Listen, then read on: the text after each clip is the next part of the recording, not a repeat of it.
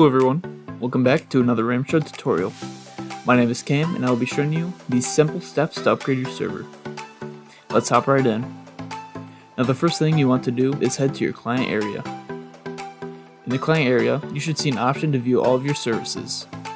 Then, click on your server you want to upgrade. There are actually two buttons you can click, either the big upgrade button or the button on the left where it says upgrade/downgrade. Once you click that button, you will see all of your options. You can even change the billing period if you want. After you make your choices, click the Choose Product option. Then, you can follow the steps to checkout. And that is how you easily upgrade your service.